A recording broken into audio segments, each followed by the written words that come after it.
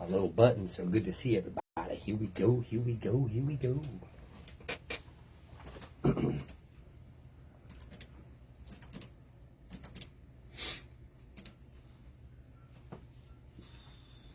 All right, we ready?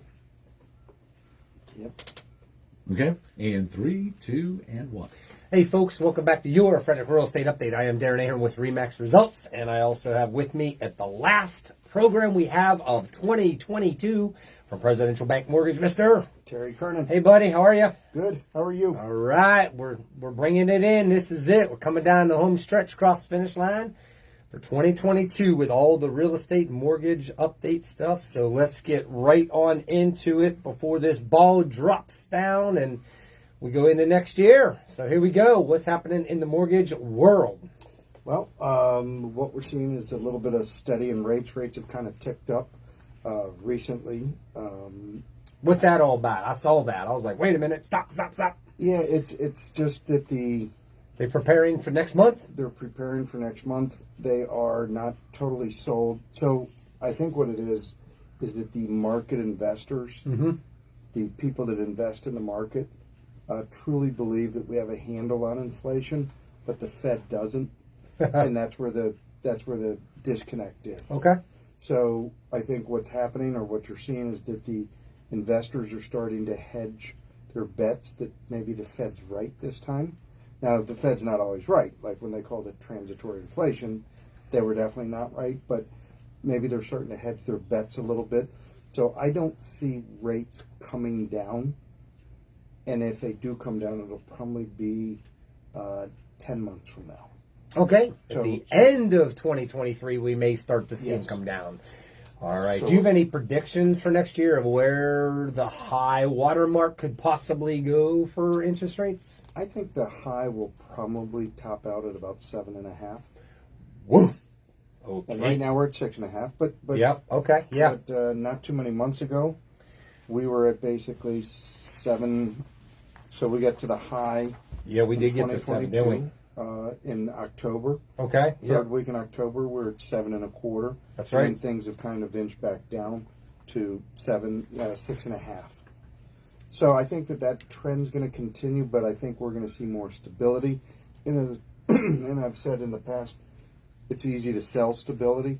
People want stability. Yeah. You know, tell me what my rate is. Don't tell me what the rate is today, and then when I buy a house, it's a point higher. And that's what was happening. And that's where a lot of the anger, that's where a lot of the disconnect was coming, was people, you know, it was almost like they thought that if they called you and talked about rates and asked where they were that day, that when they bought a house a month later, that's the rate that they should get. Mm-hmm. Does that... That makes sense, right? Yeah, I lost a big deal because of just this week because of the rates that it took the buyer, the debt to value ratio incomes and all those things. Debt to income ratio. Yep, it took it out of range just enough to where, oh boy, mayday. And so, yeah, we're seeing it. One of the things I'm concerned about is I have a brand new build going on right now that's going to finish in May.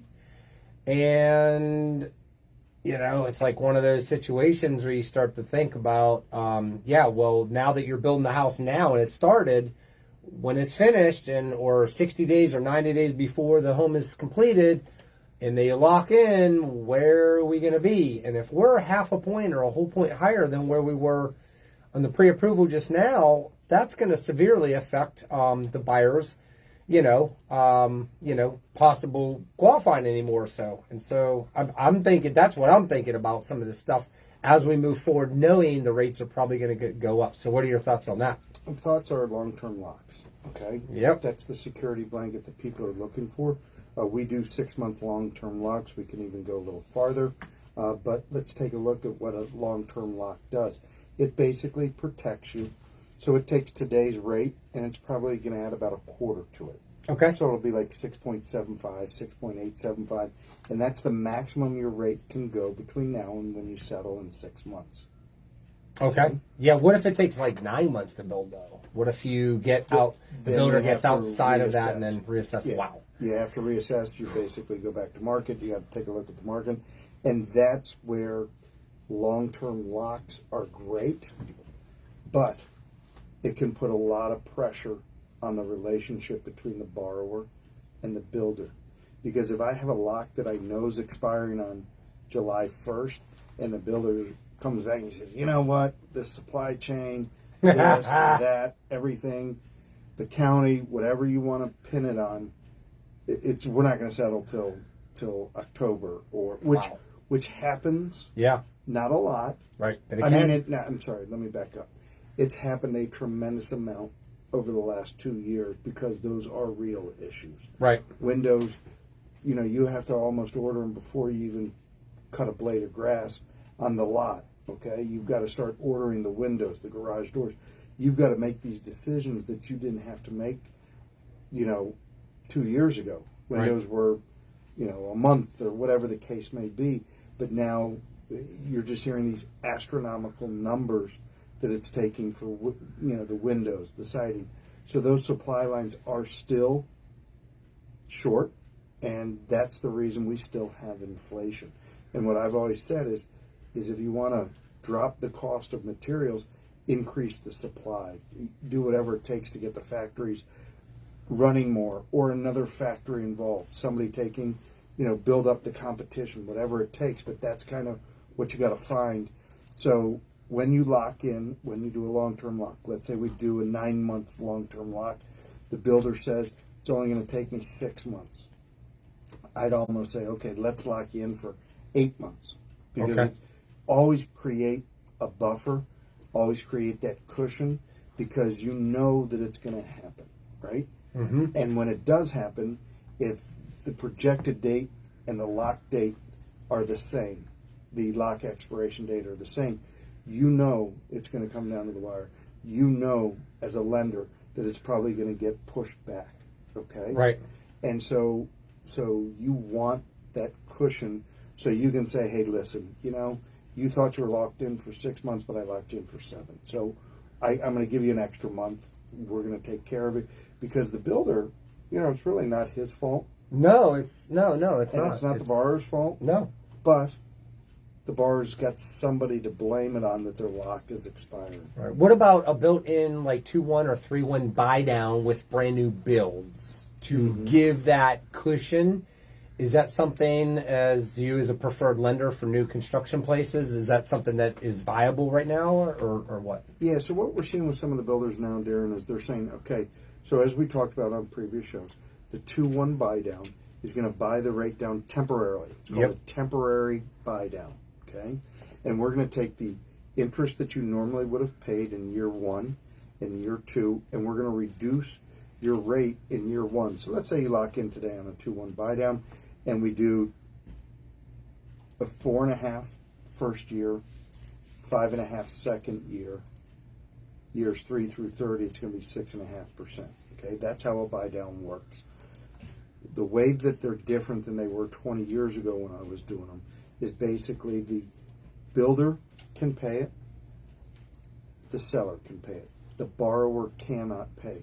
So what we're seeing right now is builders, and I'm seeing a little bit on the seller side, but really with the builders, is they're saying we're going to give you 2.5 points or 2.75 points. We're going to give you $15,000, whatever that number works out to be, because it costs to buy down about 2.5 points.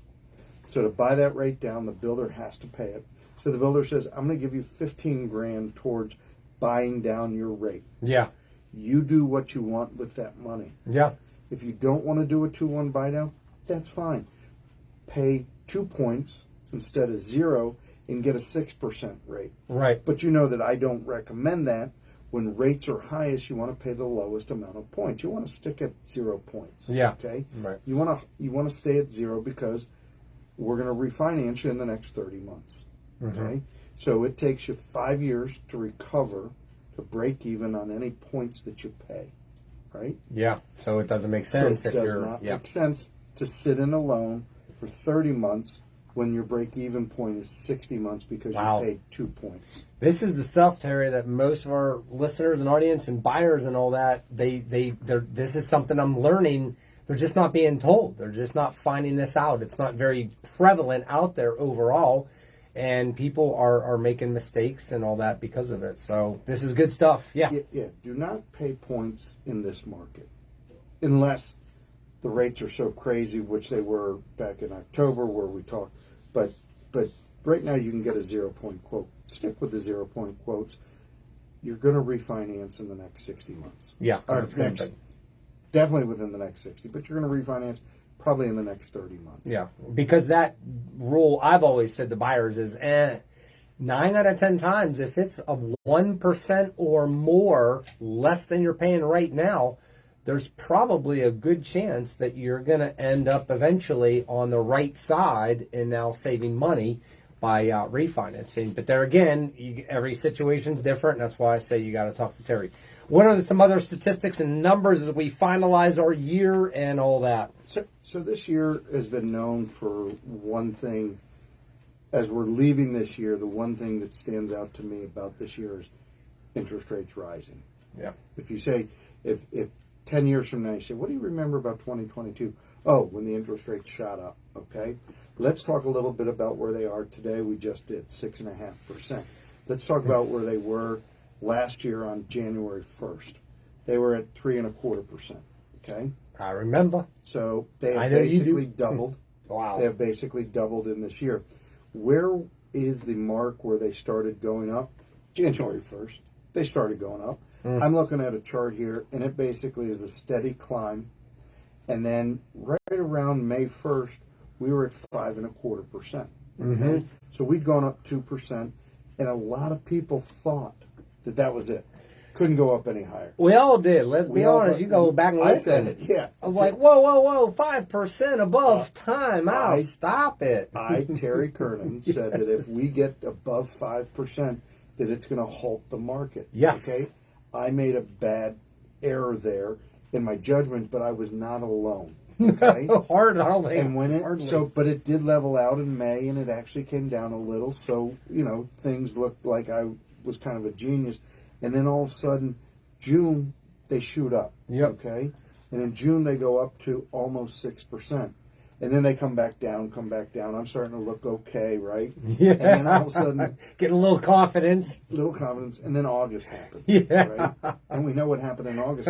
Rates shot up, and they continued to shoot up from the first week of August until the second week of October. And they went from basically 5.5% up to 7 1/8, 7 1/4. Yeah. In a very, very, very short time. And that's when you saw people very upset, people dropping out of the market, people not realizing how 7 1/4 and 5 1/4 differ.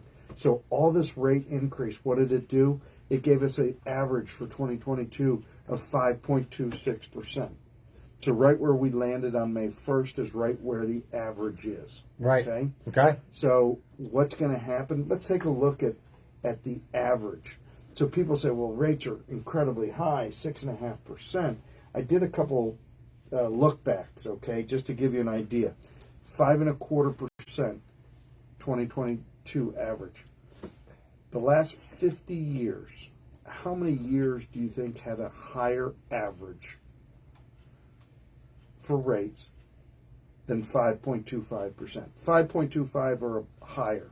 How many years out of the last 50 of them? Out of the last 50. I'd say probably I'd say 30 years out of the last 50 have been higher. 37. 37. Whoa. All right. 37 out of the last 50 years, rates have been above 5.25%, which is 2022's average. Yeah. Think about that.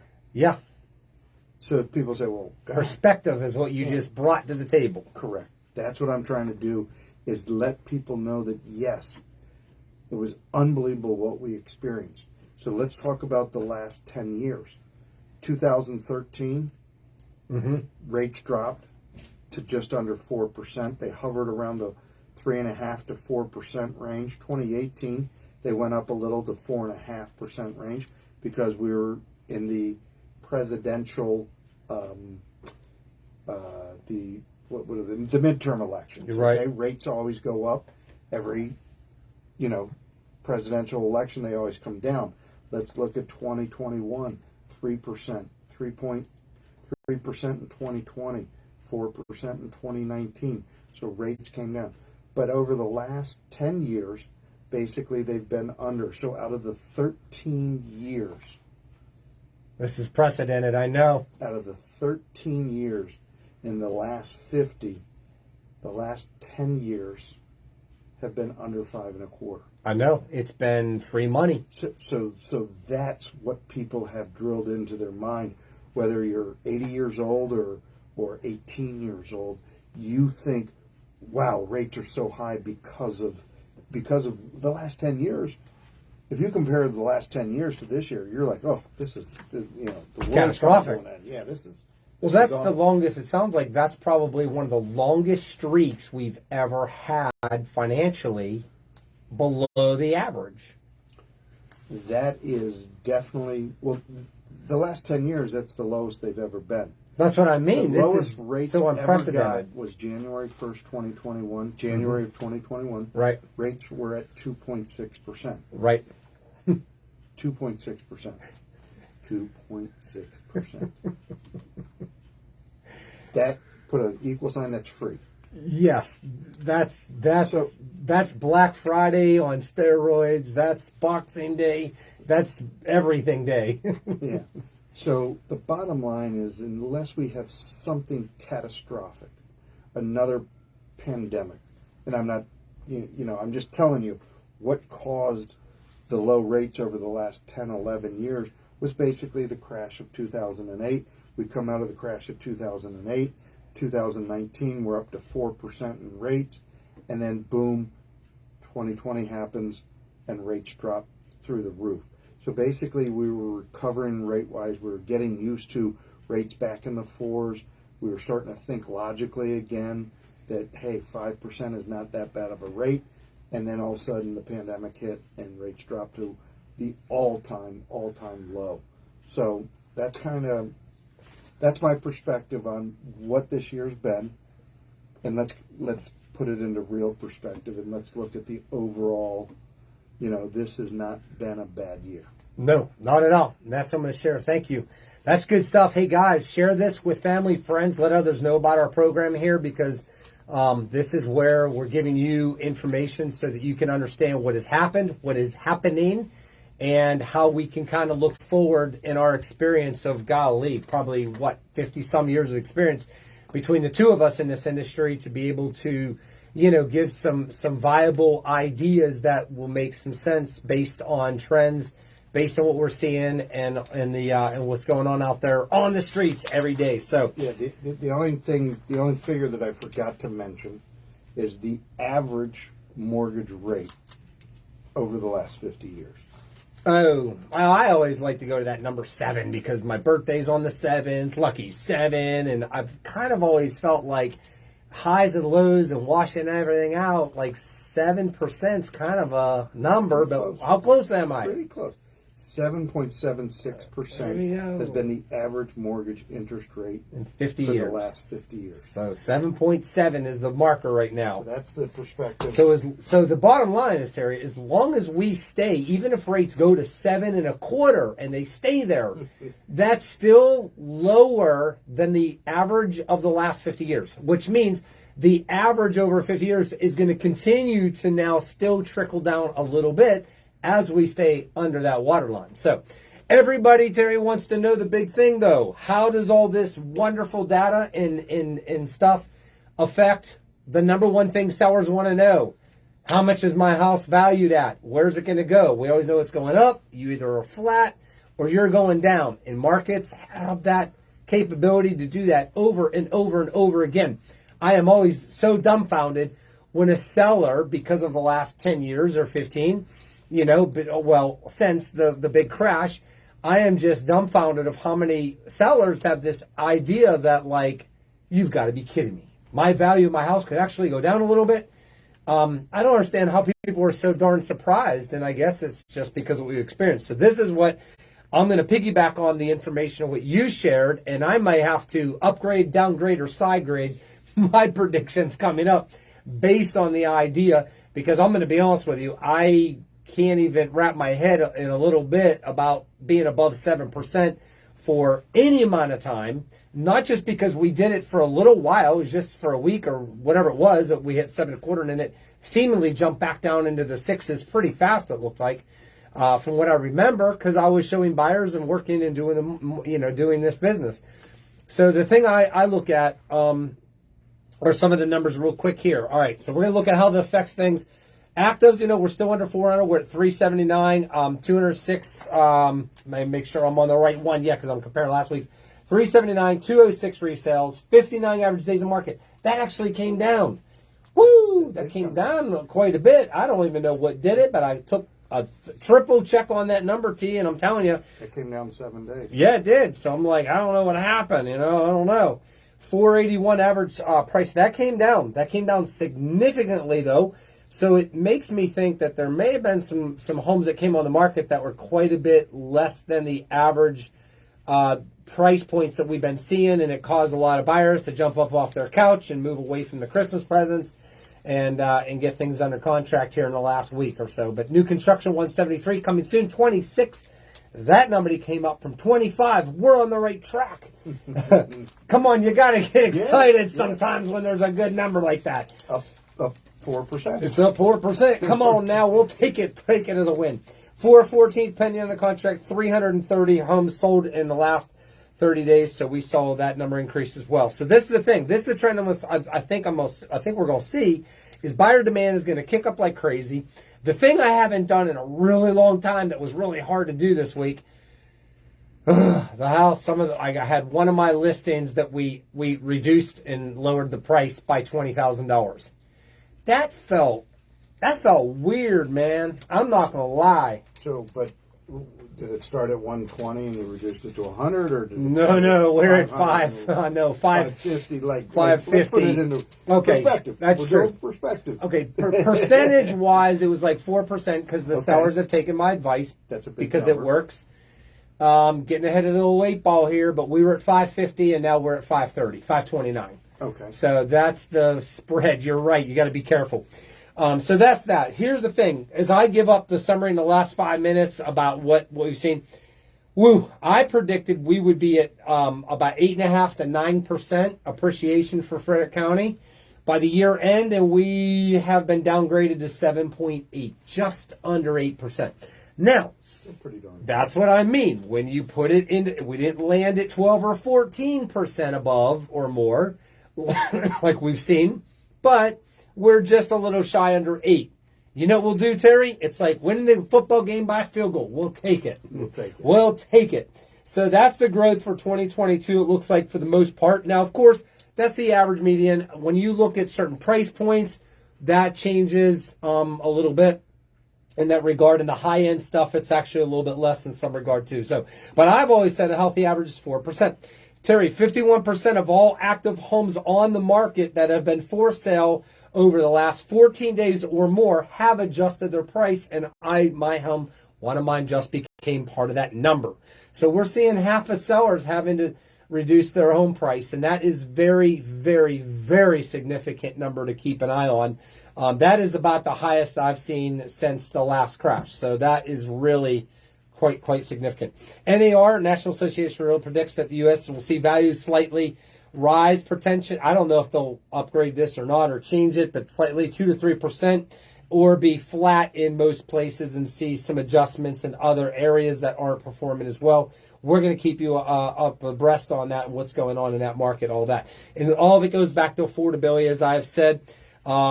I started to lean towards, a flat split market for 2023 coming up, and it's going to be flat.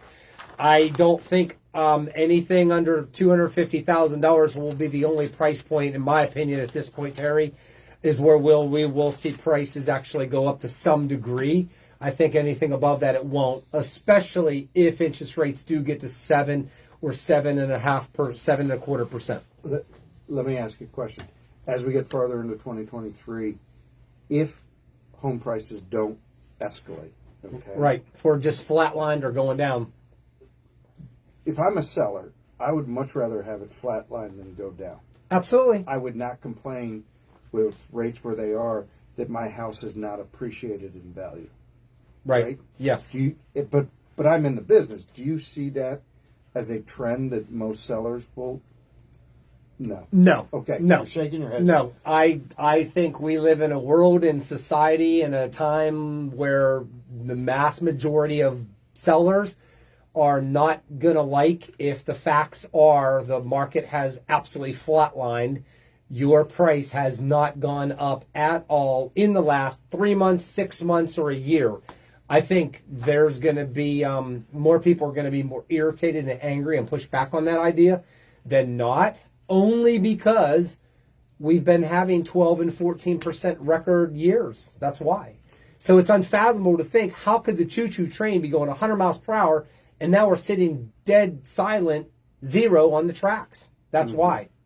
That's the idea. How could have lost that much momentum? What they're not seeing is you're not losing value. It's just declined as far as the appreciation.